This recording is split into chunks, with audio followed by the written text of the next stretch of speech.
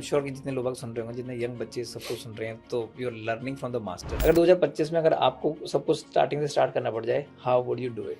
आज की डेट में जब आपको अगले कुछ साल में हंड्रेड्स ऑफ करोड़ का बिजनेस बना, अभी कोई नया बिल्कुल बिजनेस स्टार्ट करना होता बिल्कुल स्क्रैच से, और मुझे कोई नॉलेज नहीं है, कोई इन्फॉर्मेशन नहीं है, कोई बैकग्राउंड कुछ नहीं है।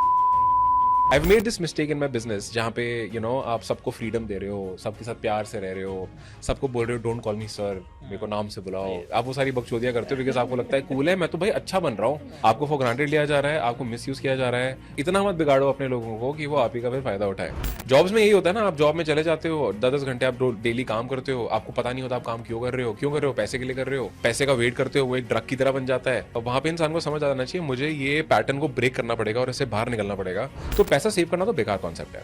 इन्फ्लेशन को दिमाग में रखते हुए और पैसे की वैल्यू को देखते हुए आपको अपने पैसे को ऐसे एज एसेट्स बनाना है और ऐसी जगहों पे पार्क करना है, ऐसी जगहों पे इन्वेस्ट करना है जो वो पैसा ग्रो करे। इसको करने के अलग अलग तरीके हैं। The way I do it यार, अगर आपको फाइनेंशियल फ्रीडम की तरफ मूव करना है, सबसे पहले तो आपका एक फाइनेंशियल फ्रीडम वाला नंबर होना चाहिए। एमबीए स्कूल में और इन जगहों पे लोग बिजनेस करना सिखा रहे हैं और इन लोगों ने कभी बिजनेस करा नहीं है, वो बस वो किताबी ज्ञान दे रहे हैं। लोग मेरे पास आए और बोलो यार पहले बता देते यार, या पहले कर लिया होता तो लाइफ चेंज हो जाती। Hello everybody, welcome to the Vasu R. आज मेरे साथ एक ऐसे शख्स हैं जिन्होंने 5,000 रुपये का कर्जा लेके कोई काम स्टार्ट किया और आज की डेट में करोड़ों रुपए का रेवेन्यू जनरेट कर रहे हैं अपने डिफरेंट डिफरेंट वेंचर्स के थ्रू। एक ऐसा इंसान जिसने केवल फाइनेंशियल फ्रीडम नहीं, उसके साथ साथ how to manage your wealth, how to manage work life balance, इन सब चीज़ के बारे में ना महारत भी हासिल करी है और काफ़ी सारे लोगों को ना इस चीज़ में हेल्प भी कर चुके हैं कि फाइनेंशियल फ्रीडम कैसे ली जाए। निष्कर्ष स्टार्ट करते हैं। मेरे लिए ना एक क्वेश्चन था जो मैं पहले से सोच रहा था कि ये क्वेश्चन तो मैं जाते ही सबसे पहले पूछने वाला हूँ आपसे। कैसे स्टार्ट किया ये सब कुछ? How did it all started? So यार the journey started school days से स्टार्ट करता हूँ यार। Financial troubles while growing up.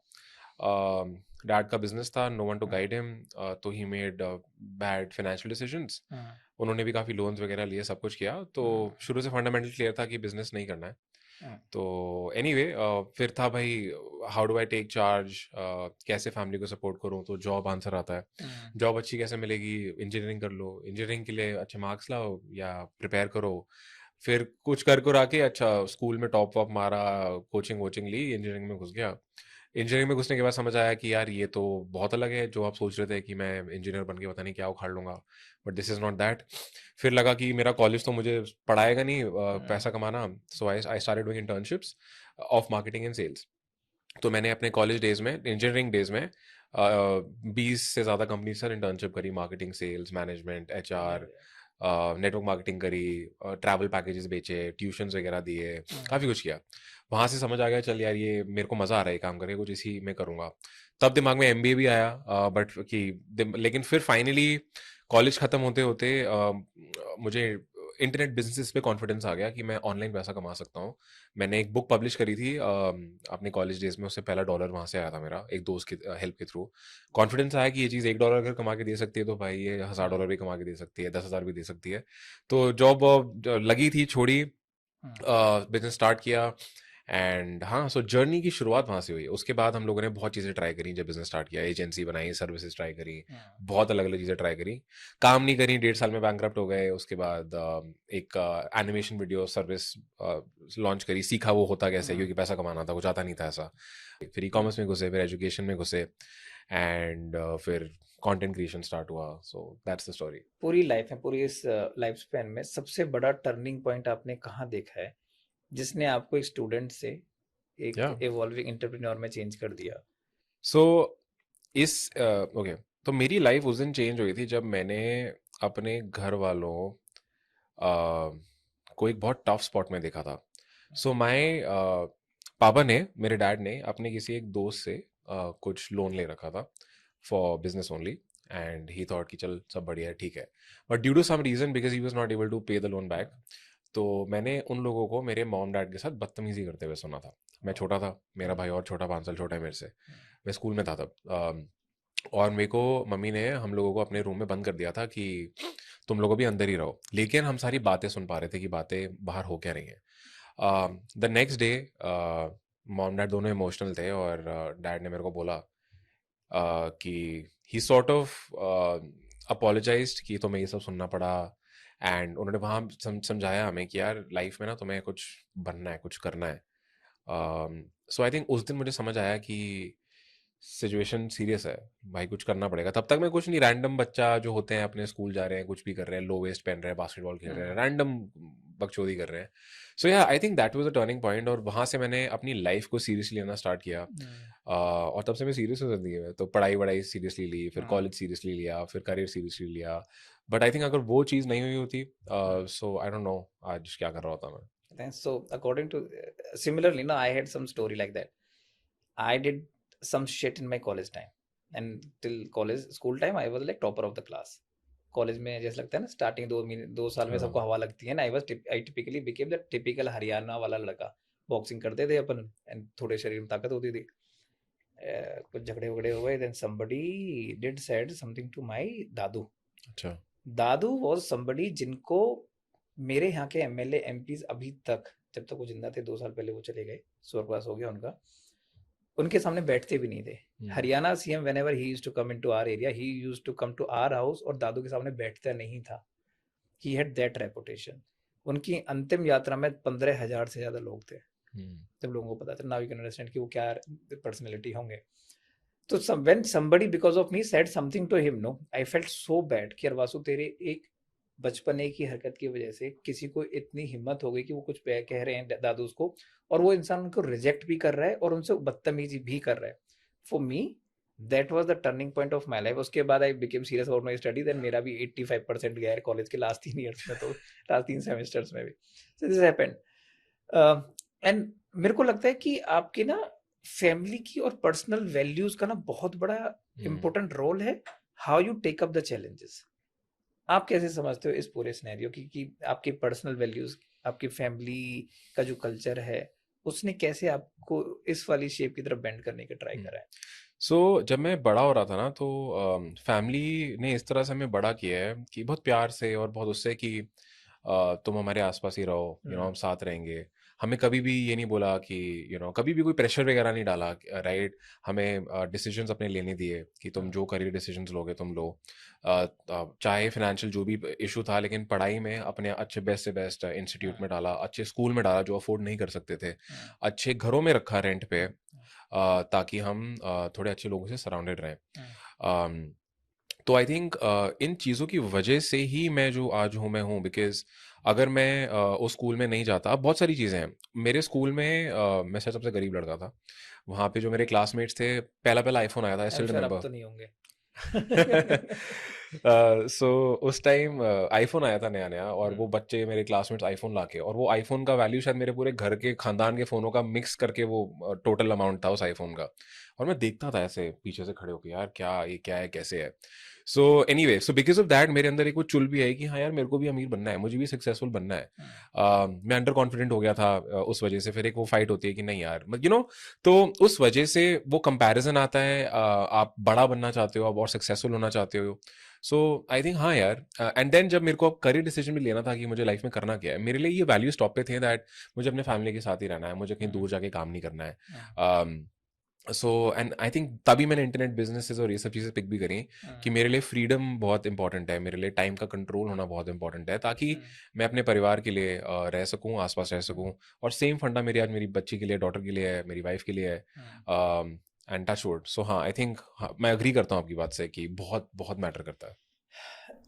एक ऐसे स्ट्रॉन्ग पर्सनल वैल्यूज और फैमिली एथिक्स के साथ आने में ना, जब आप एक बिजनेस की तरफ देखना स्टार्ट करते हो, आपको ना छोटे छोटे बहुत सारे इश्यूज लगते हैं, because you are a soft heart person. तो पर जब आप बिजनेस करना स्टार्ट करते हो ना, आपको ना बहुत सारी जगह ना बड़े रिजिड और बड़े ही स्ट्रॉन्ग डिसीजन लेने पड़ते हैं, जो आपकी ना आत्मा तो आवाज दी नहीं दे रही होती। आप ना किसी से ऐसे बात कर लो या ये वाला डिसीजन ले लो, है ना। तो ये वाले पॉइंट्स को लेके आपने बहुत सारे छोटे छोटे ना इश्यूज भी देखे होंगे जब आप बिजनेस बिल्ड कर रहे हो। क्या ऐसे स्टार्टिंग वाले हडल से जो आपको फेस हुए और आपने उन सबको ना ओवरकम कैसे किया? सो जब आप बिजनेस शुरू करते हो, एंड डेफिनेटली प्रॉब्लम्स होती हैं, आप सॉफ्ट हार्टेड रहते हो, लाइक अब अभी बोल रहे हो, and you want to be good to people in everything.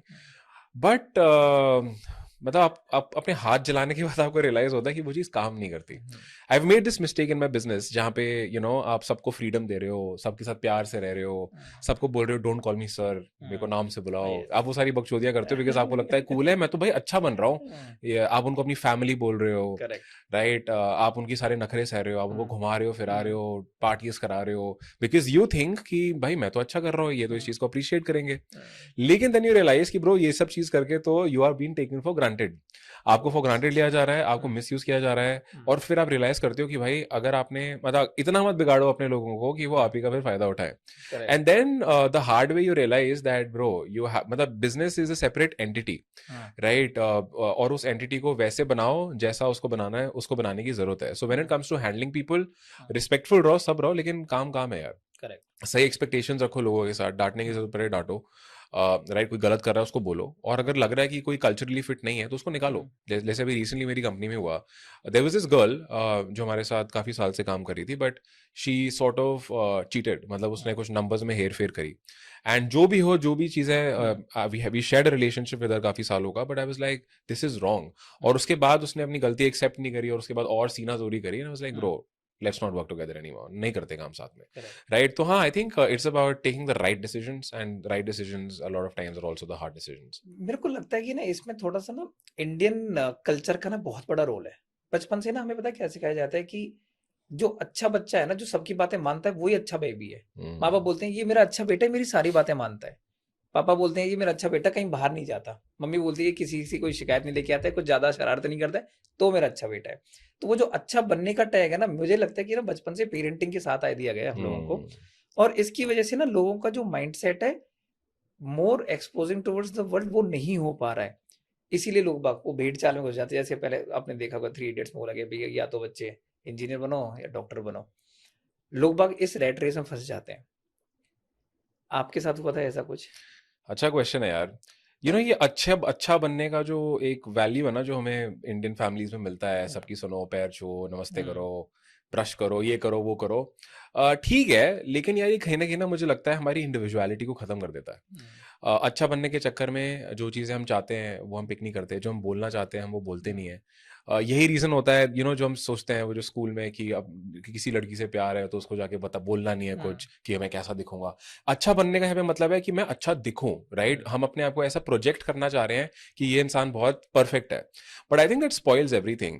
और ये इंसान ना आगे जाके कभी ना कभी लाइफ में फटता है, जब इसको लगता है ना भाई बहुत अच्छा बन लिया, सबके लिए कर लिया, लेकिन तब भी कोई खुश नहीं है, सबके लिए अच्छा बनता रहता हूँ, सबका सोचता रहता हूँ, लेकिन तब भी ना ये खुश ना वो खुश, फिर इंसान फटता है।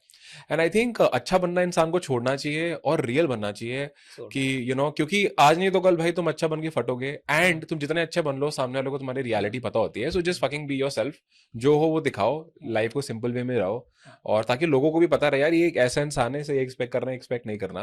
I think that is the right approach. मैं ना एक इंसान की इस नेचर को ना आर्टिफिशियल इंटेलिजेंस से बड़ा जोड़ता हूँ। तो नॉर्मली अगर आप देखोगे human nature, people want to be people pleasing first. फिर उसके बाद ना वो जब दिखता है कि भाई पीपल प्लीजिंग नहीं हो सकती है मेरे साथ ज्यादा, they become a normal person, जिसको ना कम फर्क पड़ता है। फर्क पड़ता है चाहे वो दिखा नहीं रहा है। Then somebody became the real version of it later in the stage। तो ऐसे ही मैं बोलता हूँ, जैसे आर्टिफिशियल इंटेलिजेंस से पहले आर्टिफिशियल इंटेलिजेंस आया, फिर उसके बाद आएगा जनरल इंटेलिजेंस, फिर आएगा रियल इंटेलिजेंस। तो एआई जब लोग आर्टिफिशियली पीपल प्लीजिंग हो रहे हैं, जनरल इंटेलिजेंस लोगों को कम फर्क पड़ रहा है पर दिखाई नहीं जा रहा है, कुछ है अभी उसमें दिमाग। रियल पर्सनैलिटी, रियल इंटेलिजेंस आएगी जब इंसान ना एक्चुअली बहुत सारी चीजों से भुगत चुका होता है, बहुत सारी चीजों को झेल चुका होता है, और जब पता चलता है कि भैया अब तो मेरे हाथ जल गए, अब तो लग गई है आग पिछवाड़े में, अब मेरे से हाथ जुड़वा लो, now I will become the baddest person in the life. और फिर वो लोग अजीब से स्टेटस, ऐसे लोग आपने देखे बड़े अजीब से स्टेटस डालते हैं ना, I don't care about the truth. ये होता है। तो ये सेम ना इशू, जैसे जो रेट रेस वाला इशू है, तो काफी लोगों के साथ होता है। ऐसे कुछ साइंस है जो आपको लगता है कि ना रेट रेस के जाल में जो लोग बच्चे फंसे होते हैं, कैसे साइंस है और उनको ना आइडेंटिफाई कैसे किया जाए? यार जब भी आपको ये दिख जाए ना कि मैं अपने जॉब से या जो भी मैं अभी लाइफ में कर रहा हूँ उसका मुझे कुछ फ्यूचर नहीं दिख रहा है, और मैं स्टक फील कर रहा हूँ, और मुझे पता है कि मैं बस दौड़ रहा हूँ, मैं बस भाग रहा हूँ, लेकिन मुझे पता नहीं मैं जा कहाँ रहा हूँ। आई थिंक समझ जाओ भाई, लाइफ में कुछ गड़बड़ हो रही है, लाइफ में कुछ दिक्कत चल रही है। जॉब्स में यही होता है ना, आप जॉब में चले जाते हो, 10-10 घंटे आप डेली काम करते हो, आपको पता नहीं होता आप काम क्यों कर रहे हो, पैसे के लिए कर रहे हो। पैसे का वेट करते हो, वो एक ड्रग की तरह बन जाता है कि ये बस I am waiting for the salary to come in, and फिर अपना नेक्स्ट मंथ। तो समझ जाओ यार, वहां पे इंसान को समझ आ जाना चाहिए, मुझे ये पैटर्न को ब्रेक करना पड़ेगा और इससे बाहर निकलना पड़ेगा, वरना यही रैट रेस या यही जर्नी फॉलो करते करते कैसे साल या डेकेड्स निकल जाते हैं, इंसान को पता नहीं चलता। और जब वो रियलाइज करता है बहुत लेट हो जाता है, तब उसको रिस्पॉन्सिबिलिटीज बढ़ जाती हैं, उसको सैलरी की और ज्यादा जरूरत होती है, और उस टाइम इंसान रिस्क नहीं ले पाता है, क्योंकि उसको लगता है भाई अगर मैं अपने बारे में सोचूंगा, मेरे बच्चों का क्या होगा, मेरी बीवी का क्या होगा, मेरे घर वालों का क्या होगा। सो आई थिंक अर्ली ऑन जब आपको समझ आ जाए कि अब मुझे नहीं पता क्या चल रहा है, मुझे नहीं पता मैं ये क्यों कर रहा हूँ, कहाँ मेरी जिंदगी जा रही है, वहीं पे you need to question yourself that what's going on, और एक्चुअली मैं मतलब जाना कहाँ चाहता हूँ। जब अगर इंसान को ना अगर रेट से बाहर निकलना है तो कुछ ना कुछ डिसीजन लेने पड़ेंगे। तो अब सबसे बड़ा ट्रबल आता है बिकॉज आपकी ना फाइनेंशियल डिपेंडेंसी बहुत ज्यादा होती है, इमोशनल डिपेंडेंसी भी होती है। यू नीड दैट कॉन्फिडेंस, अपने आप का नहीं, आपके आस पड़ोस के लोगों का, आपके माँ बाप का, आपके कलीग्स का, कि हाँ तू ये कुछ कर सकता है। अब बट जब हम लोग इन्वायरमेंट में ही ऐसे में रह रहे हैं जहाँ पे ना लोग बाग रेट रेस में फंसे हुए हैं, तो आप वो मोटिवेशन, वो इंस्पिरेशन अड़ोस पड़ोस से तो एक्सपेक्ट कर ही नहीं सकते हो। इस पर्टिकुलर सिचुएशन में अगर कोई बंदा फंसा है तो उसको क्या करना चाहिए? यार जब आपको लाइफ में कुछ बढ़िया करना है, आप कोई अनकन्वेंशनल करियर पिक करना चाह रहे हो, लेकिन आपके आसपास सारे लोग जॉब वाले ही हैं, या सारे लोग वही हैं जो आपको एक ही चीज समझाते हैं, स्कूल जाओ, कॉलेज जाओ, पढ़ाई करो, गवर्नमेंट जॉब लो या प्राइवेट जॉब लो, व्हाटएवर। तो बोलते हैं ना, you are the average of the 5 people you spend most of your time with. वही अप्रोच यहाँ पे अप्लाई करनी है। तो मैं ऐसे लोग ढूंढने हैं जो वैसा सोचते हैं या जो वैसा बनना चाहते हैं या करना चाहते हैं जो आप करना चाहते हो। ये लोग आपको कम्युनिटीज में मिलते हैं। कम्युनिटी से मेरा मतलब टेलीग्राम ग्रुप्स में मिलते हैं, व्हाट्सएप ग्रुप्स हो गए, फेसबुक ग्रुप्स हो गए, या इवेंट्स हो गए, मीटअप्स हो गए, या किसी कोई पेड प्रोग्राम है आपको उसकी कम्युनिटी में मिलते हैं। तो फ्री पेड दोनों तरह ये लोग आपको यूट्यूब के कॉमेंट सेक्शन में मिलते हैं, राइट। सो आई थिंक और ऐसे लोगों को अपने जैसे और लोग की तलाश होती है। तो आई थिंक आपको ऐसे लोगों को ढूंढना है, उनसे कनेक्ट करना है, और उसके बाद ना you feel supported, you don't feel alone, और आपका बिलीफ सिस्टम और ज्यादा स्ट्रांग हो जाता है। तो आपके आसपास वो लोग क्या बोल रहे हैं, क्या सोच रहे हैं, आपको ना फिर फर्क पड़ना बंद हो जाता है। बिल्कुल। जो लोग बग रेट रेस से बाहर निकल जाते हैं, ऑफ कोर्स जब वो अपना अर्ली स्टेज में होते हैं बहुत सारे प्रॉब्लम्स फेस कर रहे होते हैं, पर वो मेंटेलिटी तो सेम लास्ट वाली आई जाती है कहीं ना कहीं से, बिकॉज वो दैट इज समथिंग जो उनकी throughout the whole life उन्होंने जी है। वो ऐसा इंसान बन के रहे हैं जो चाहे वो एक्चुअल में ना भी हो। मैं हमेशा एक लाइन बोलता हूँ, everybody is having a different DNA, which means you are meant to do something else. आप ना वो रेगुलर काम नहीं कर सकते हो। किसी के लिए इंजीनियरिंग वर्क कर गई थी, किसी कोई अच्छा डॉक्टर बन चुका तो बन चुका था। There is a possibility you will become better scientist rather than becoming good doctor only, becoming a good engineer. जब लोग बाग एक स्टेज पे पहुंच जाते हैं आफ्टर मेकिंग सम वेल्थ, तो ये मेरा पर्सनल एक्सपीरियंस रहा है कि आपकी सेविंग इज नॉट सफिशिएंट। आपको ना कुछ अलग से वेल्थ क्रिएट करके रखनी पड़ती है। How do you see it कि इज सेविंग इनफ?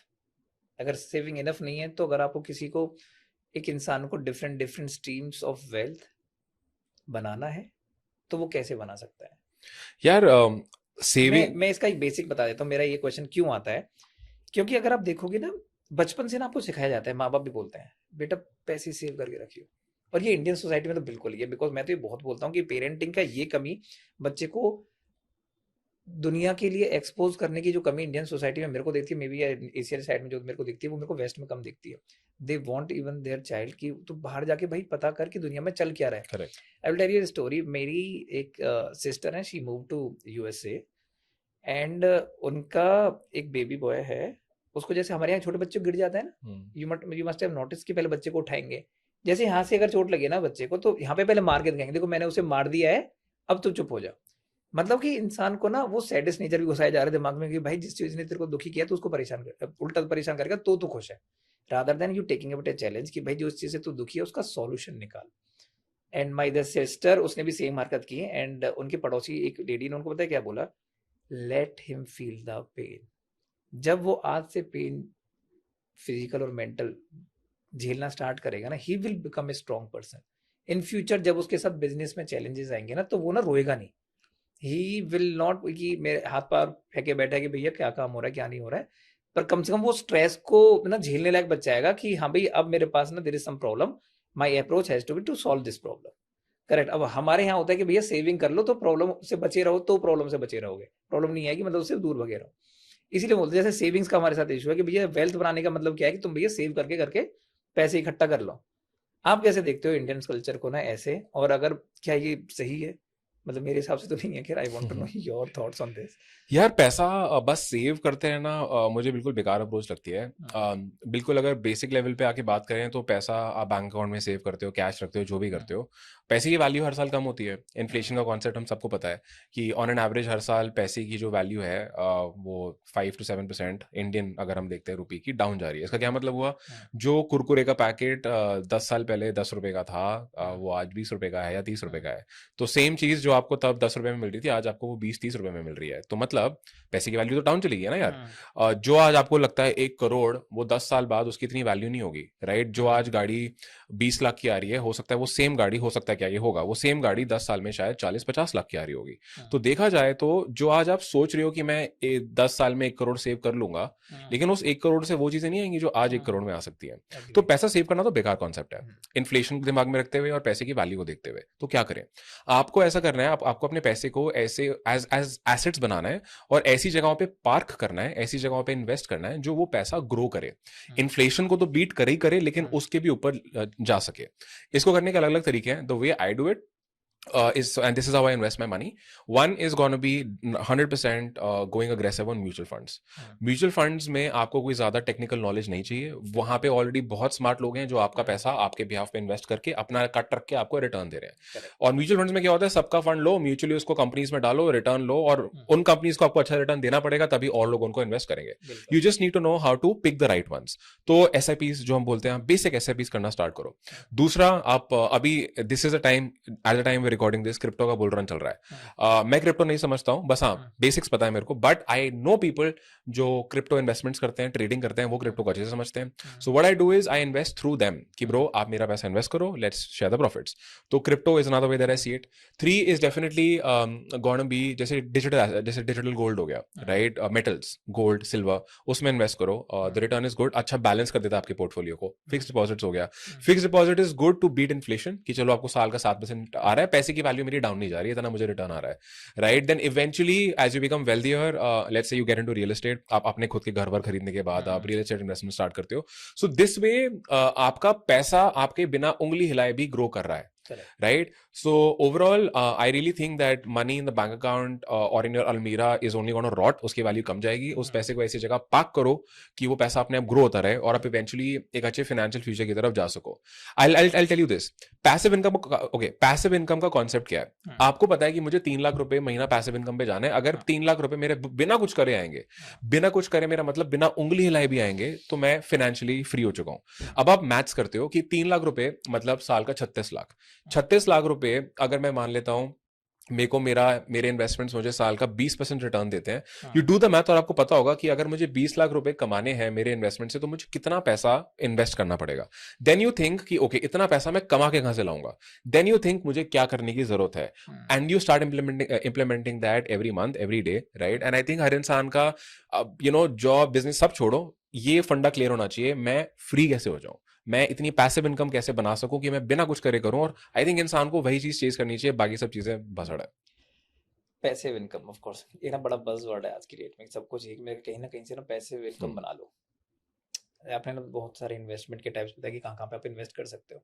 एक एग्जांपल लेते हैं, किसी को 1 लाख रुपए पर मंथ का ना पैसिव इनकम जनरेट करना है फॉर एग्जांपल, और मेरा 1 लाख रुपए महीने का सैलरी भी है, ठीक है? अब मेरे को चाहिए कि मैं अगले 1 साल में ना 1 लाख रुपए पर मंथ का ना पैसिव इनकम जनरेट करना चाहता हूँ। How can I do it? यार देखो, 1 लाख रुपए, देखो पैसिव इनकम और एक्टिव इनकम ये दो अलग अलग इनकम स्लैब्स हो जाते हैं। कुछ लोग बोलते हैं कि चलो ये एक्स बिजनेसेस कर लो तो आप एग्जैक्ट पैसिव इनकम आ जाएगा। देखो 100% पैसिव इनकम काम करके बिजनेस करके नहीं आती है। हाँ, या तो आप एक बहुत बड़े इन्वेस्टर बन गए हो, आपने पैसा इन्वेस्ट कर दिया है और आपको उस कंपनी से रिटर्न्स आ रहे हैं, समझ आ रहा है, लेकिन बिजनेस से आपको कहीं ना कहीं तो आप इन्वॉल्वमेंट रखोगे जब तक आप उससे एग्जिट वगैरह नहीं ले लेते, आपका माइंड तो इन्वॉल्व रहेगा, तो मैं उसको पैसिव इनकम काउंट नहीं करता हूँ। कहीं ना कहीं इन्वॉल्वमेंट तो आपका रहेगा।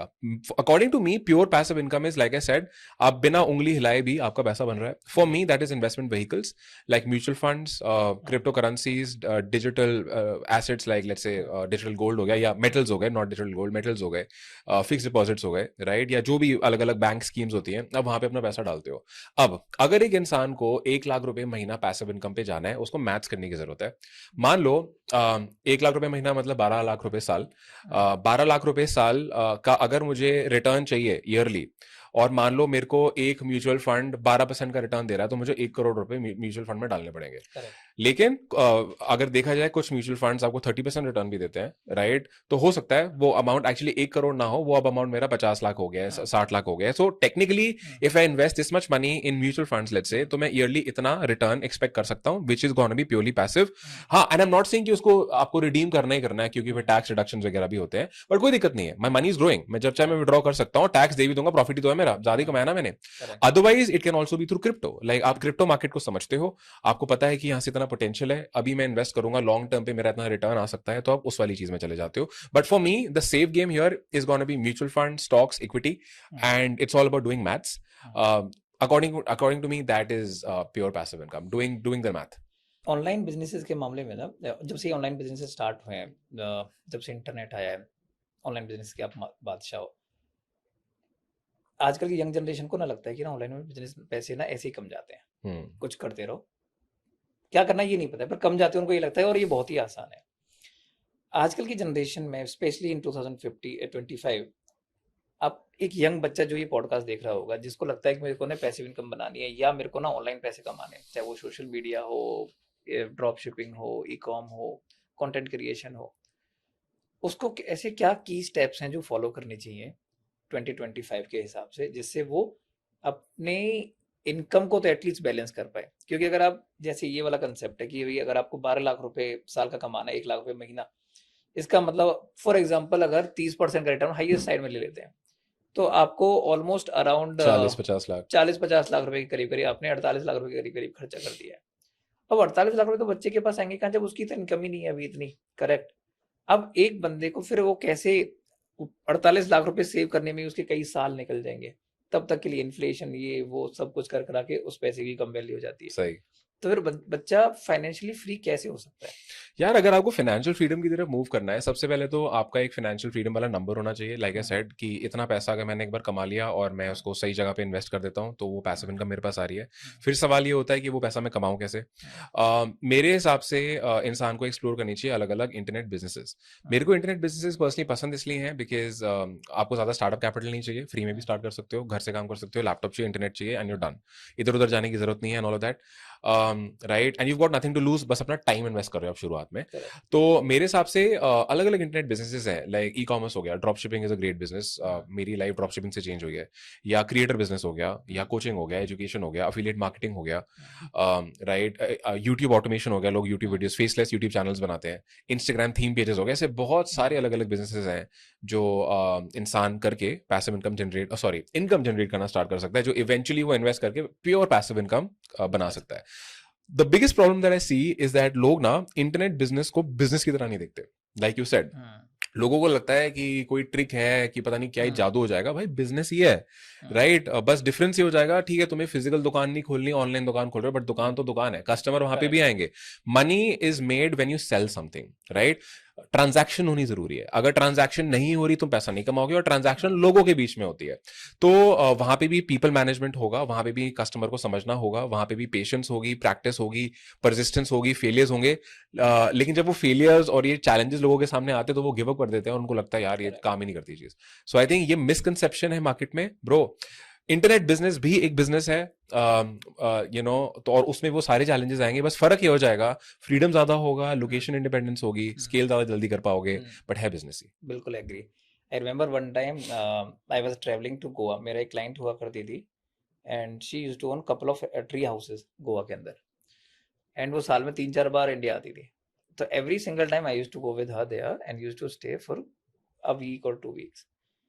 The beauty of the technology is कि I use to sit in the on the beach Goa पे, लैपटॉप मेरे हाथ में, एक बियर की बोतल साइड में रखी है, और रात को 11 बजे ना मैं क्लाइंट की कॉल ले रहा हूँ बैठ के।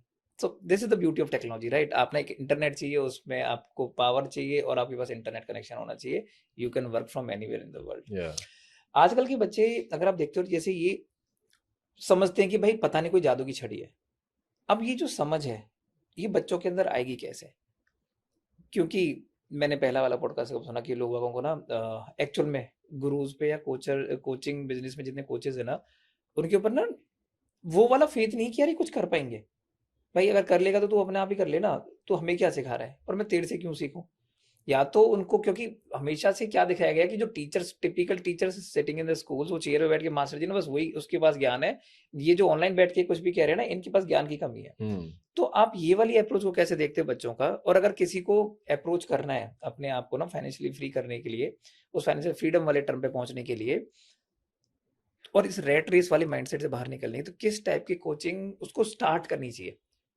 और फिर अपनी, ऑफ कोर्स जिसको जिस लाइन में जाना है उस टाइप के कोचेस तो वो डिफरेंट हो सकते हैं, बट वो फर्स्ट स्टेप किस टाइप के कोचेस के पास जाके लेना चाहिए?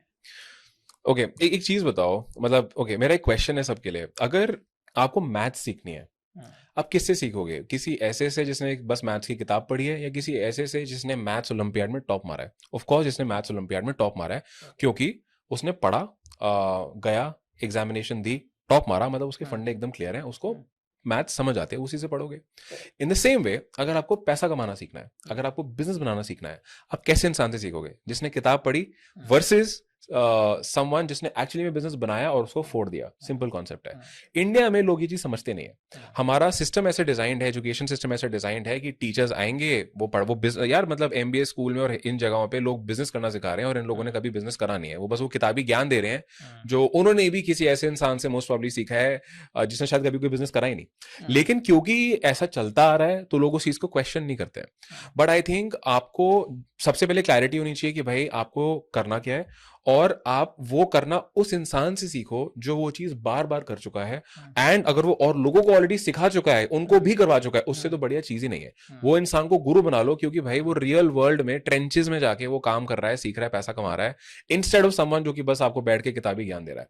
सो बट इंडिया में कोचेस को ऐसा देखा नहीं जाता है। लोगों को लगता है भाई यार ये लोगों को लगता है अगर ये इतना अच्छा कर ही रहा है, ये बता क्यों रहा है मेरे को आके, क्यों बता रहा है मेरे को, इसका कोई फायदा है? तो लोग ना इस निगाह से देखने लग जाते हैं। लोगों का देखने का तरीका ही बेकार है। अरे भाई अगर वो बता रहा है, तुम अपने फायदे का सोचो ना, क्या इससे कुछ सीख सकते हो?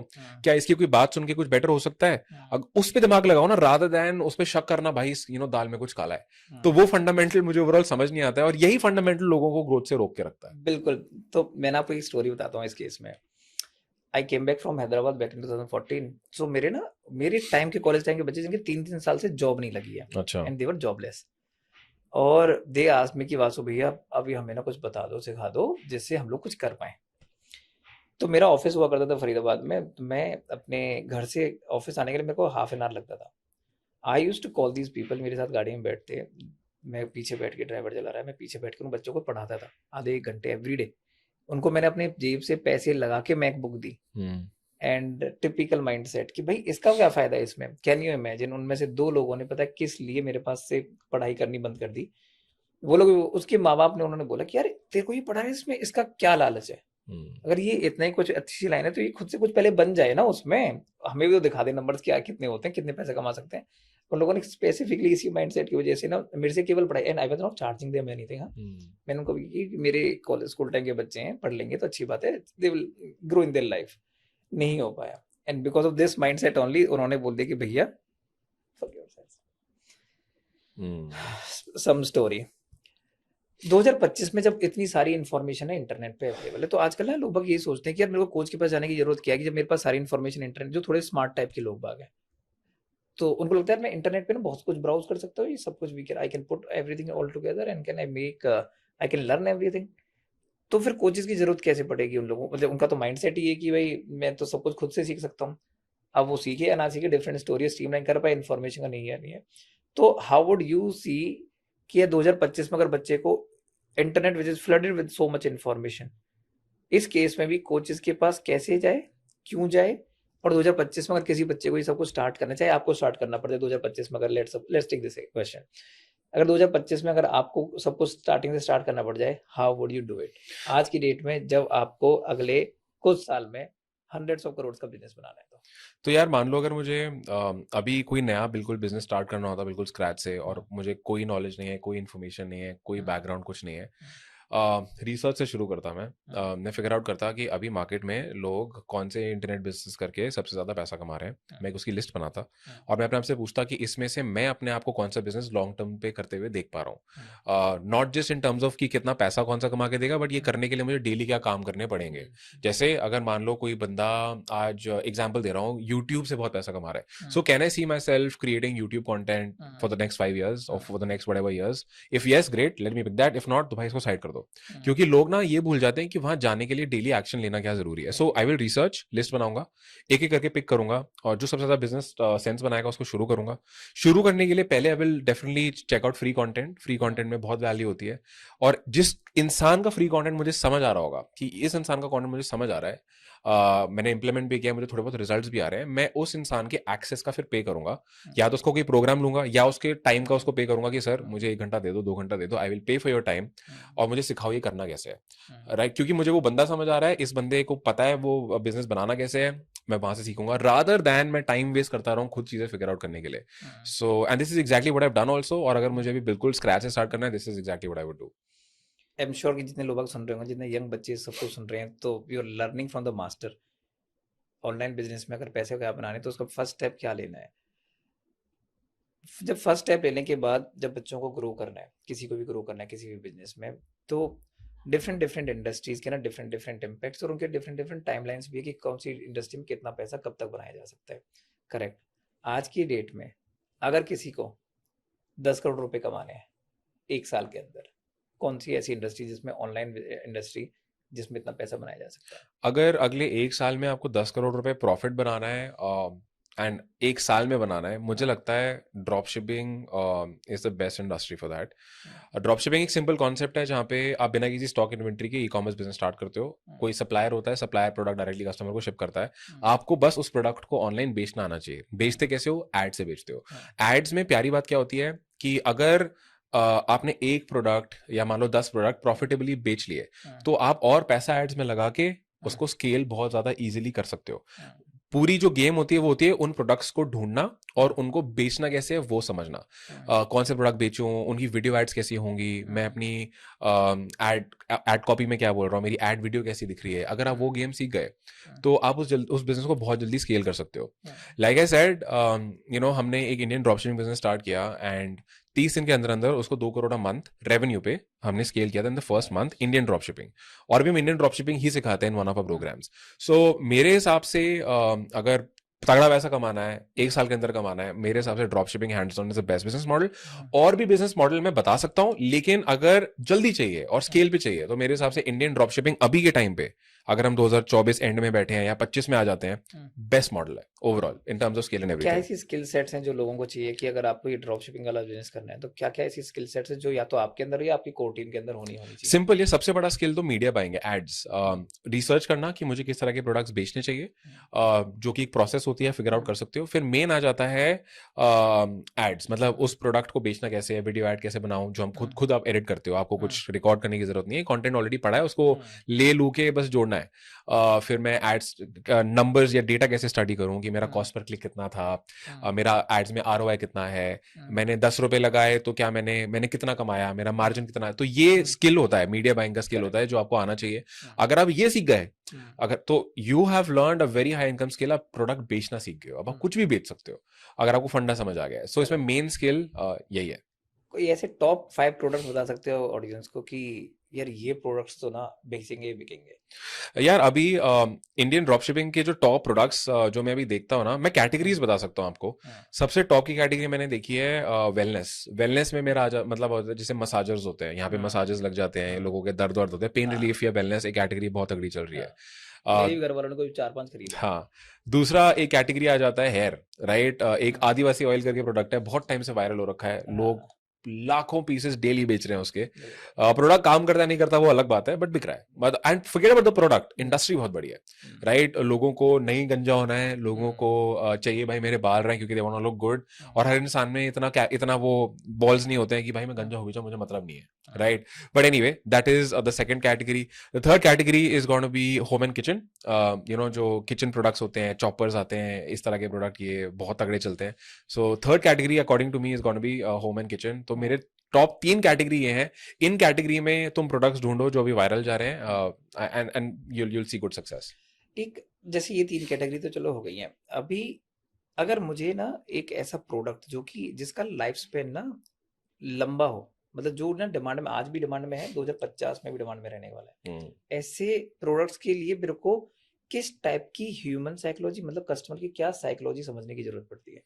ओके, प्रोडक्ट से पहले ना बिजनेस की बात करते हैं। मुझे लगता है कि प्रोडक्ट्स वगैरह तो यार देखो चेंज होते रहेंगे। अभी रोबोट्स आएंगे, अभी मेरे को कल एक दोस्त बता रहा था दैट कैलिफोर्निया वगैरह में अब तो इवन रेस्टोरेंट्स में रोबोट्स आपको सर्व करने लग गए हैं। रोबोट्स आ गए जो आपकी गाड़ियां साफ कर रहे हैं। तो इवेंचुअली कौन से प्रोडक्ट्स 50 साल बाद भी बिकेंगे मुझे नहीं पता, लेकिन अगर मैं फ्यूचर में देखता हूँ जितना भी टेक्नोलॉजी आ जाए, एआई आ जाए, आपने बहुत अच्छा एग्जांपल दिया, आर्टिफिशियल इंटेलिजेंस, फिर वो रियल इंटेलिजेंस तक हम लोग गए।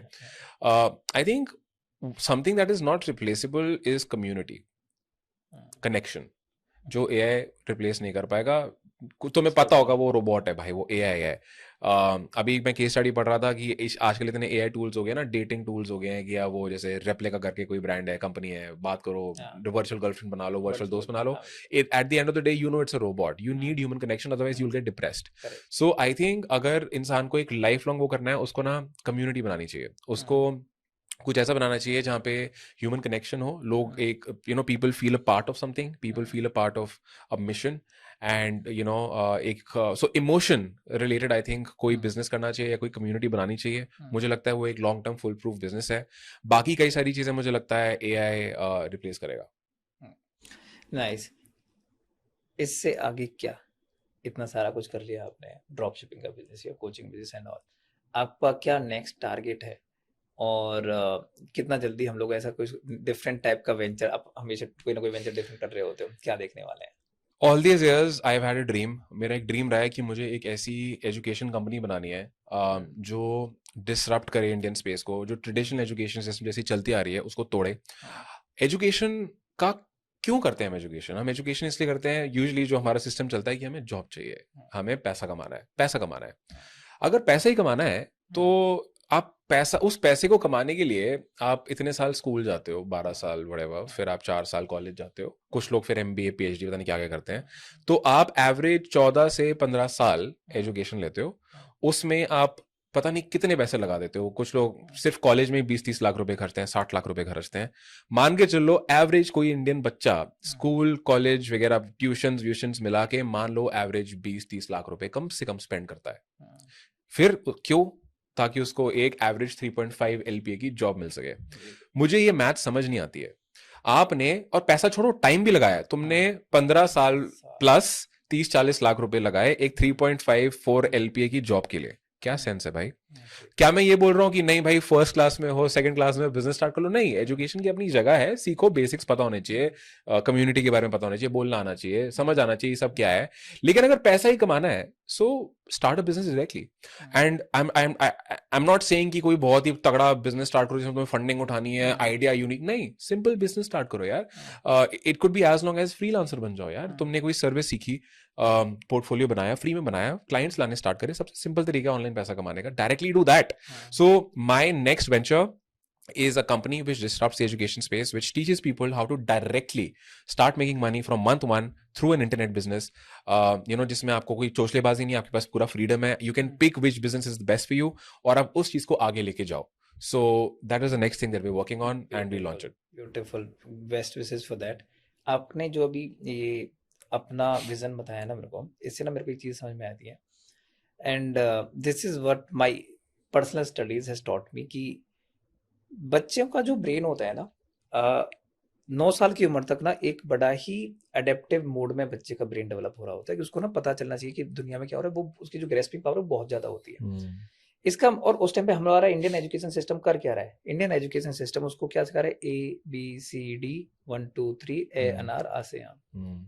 कैन यू इमेजिन जिस टाइम पे बच्चे को touch, feel, communication, how to treat people, ये सबका समझ में आना चाहिए, उस टाइम पे हम उसे ABCD और 1 2 3 सिखा रहे हैं। सेकेंडली, बच्चों के आजकल के एनवायरनमेंट की वजह से लोगों को क्या दिखाया जा रहा है कि आप ना सोशली आपको एक्सपोज नहीं करना है, साइड वाले आंटी हैं उससे बात मत करना, स्ट्रेंजर है उससे बात मत करना, बाहर मत जाना।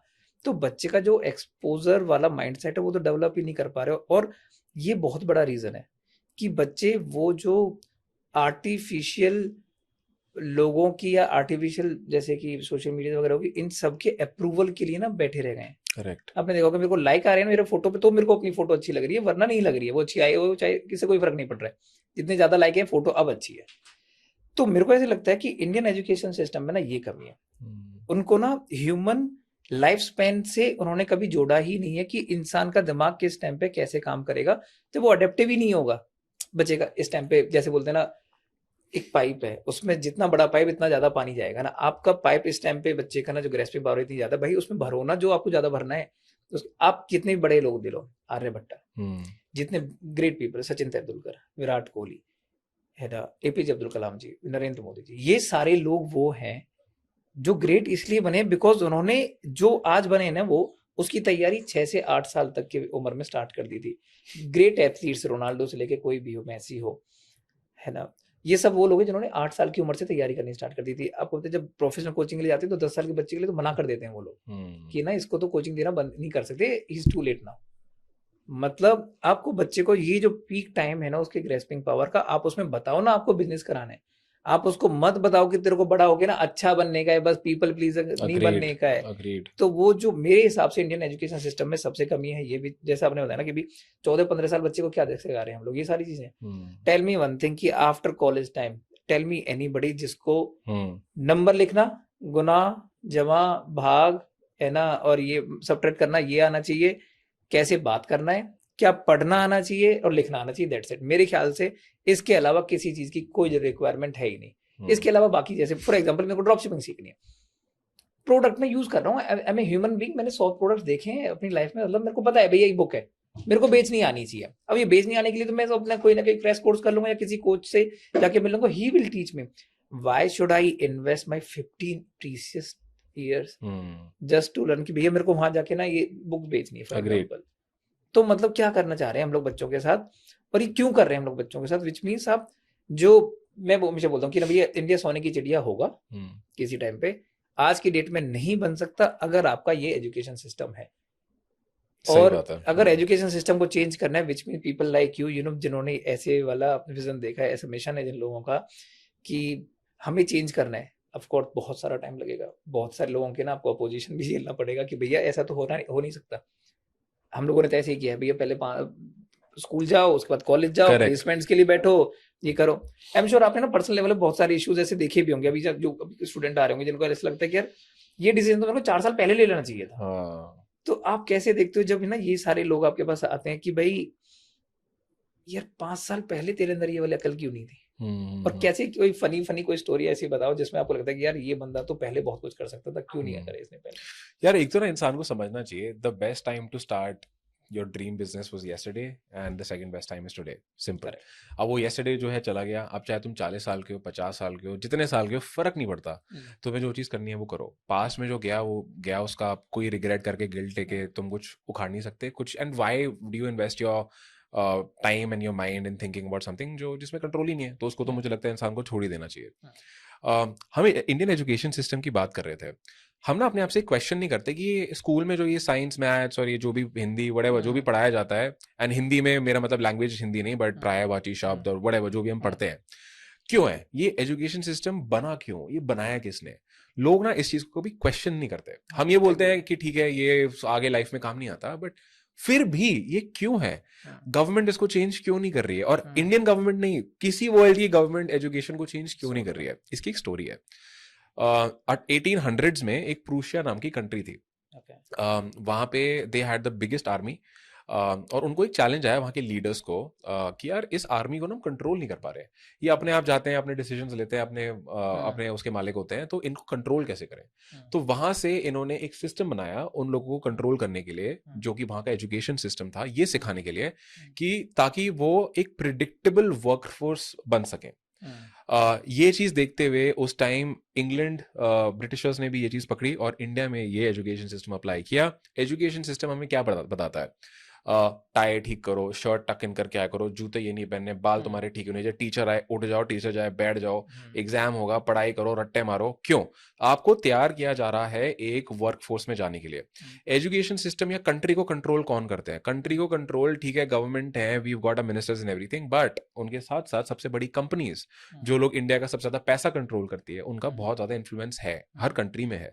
क्योंकि उन लोगों को लोग चाहिए जो उनके लिए जाके काम करें, और नॉट जस्ट काम करें, उनसे खरीदे भी, right. The biggest companies in the country right now, जो सबसे बड़ी कंपनी सबसे ज्यादा पैसा कमा रही है, उनके पास सबसे ज्यादा लोग चाहिए उनको काम करने के लिए, वर्कफोर्स।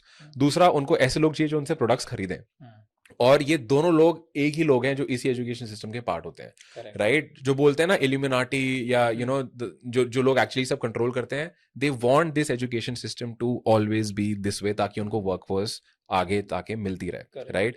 तो आई थिंक इंसान जब ये समझ जाता है ना कि मुझे एक्चुअली ट्रेन किया जा रहा है एक जॉब करने के लिए, तो और जॉब करके कौन इंसान बहुत ज्यादा वेल्दी बनता है? ठीक है यार, 0.01% लोग शायद जॉब करके बहुत अमीर बन गए होंगे, बट वो जीनियस थे, उनके पास कुछ ऐसा था जो हम लोग के पास नहीं है, एक कॉमन इंसान के पास नहीं है, राइट। तो भाई बिजनेस करना पड़ेगा, राइट, बिजनेस करना सीखना पड़ेगा, और वो स्कूल कॉलेज नहीं सिखाएगा, और कोई कॉलेज जाके बिजनेस MBA करके कोई बिजनेस करना नहीं सीखता है। बिजनेस सीखते हो बिजनेस करके, और आइडिया ऐसे इंसान से सीखो जिसने वो बिजनेस करा है, right. So that's about it. And हाँ, आपने जो वो सवाल पूछा कि ऐसी कोई स्टोरी इसकी लोग मेरे पास आए और बोलो यार ये पहले बता देते यार, या पहले कर लिया होता तो लाइफ चेंज हो जाती। होता है, डेफिनेटली होता है, बट देन मैं उनको ये बोलता हूँ कि ठीक है यार, इस बारे में सोच के फायदा क्या है, राइट। अगर तू मतलब I think everything that happens in life happens for a reason. And अगर आज हम मिले हैं, आज अगर तेरे को इस बिजनेस के बारे में पता चला है और तू आज इसको कर पा रहा है, I think that's the reason behind it. हर चीज जो होती है बिल्कुल अच्छे के लिए होती है। So focus on the present. पास में जो हुआ नहीं हुआ उसको भाड़ में जाने दो, प्रेजेंट में जो है उसको देखो और अपने आप से पूछो भाई क्या करना है आगे, उस पर फोकस करो और लाइफ में आगे बढ़ो। करेक्ट। किसी को अगर इन सारी चीज़ों के बारे में, अपनी लाइफ की फाइनेंशियल फ्रीडम के बारे में, रेट रेस से कैसे बाहर निकलना है, इसके बारे में, इससे हटना है और ये माइंडसेट बनाना है, उसके लिए अगर लोगों को आपसे कनेक्ट होना है, तो what is the best way to connect to you? 100%। So the best ways, मैं कंटेंट क्रिएट करता हूँ यूट्यूब पे, इंस्टाग्राम पे, लिंक्डइन पे। मेरा एक ईमेल मार्केटिंग न्यूज़लेटर भी है। सो आप यहाँ से मेरा कंटेंट कंज्यूम कर सकते हो। अगर आप मेरे से कनेक्ट होना चाहते हो, so I have got different programs, आप उसके लिए अप्लाई कर सकते हो। एंड इफ यू क्वालिफाई तो आप उसका पार्ट बन सकते हो, जिसमें हम लोग वीकली कॉल्स करते हैं, मेंटोरशिप कॉल्स करते हैं, मीटअप्स करते हैं, इवेंट्स करते हैं। सो या becoming a part of my programs is the only way to connect with me. Otherwise free sessions करता रहता हूँ, तो वो सोशल मीडिया पे कहीं ना कहीं डाल दूंगा, मतलब डालता रहता हूँ जब भी वो हो रहे होते हैं। But the best way is through the programs that we run. Lovely, it was amazing talking to you. Same यार, लव्ड इट। मेरे को ना कम कम कन्वर्सेशंस पसंद आती हैं जब लाइक माइंडेड लोग वगैरह होते हैं, तो उनके साथ बैठ के ना बात करने का बहुत मन लग रहा होता है। And I loved having this conversation with you. Same thank यार, you so much. Thank you Vasu भाई, thank you for having me. Thank you. So this is Vasudev Kaushik from the Vasu R signing out.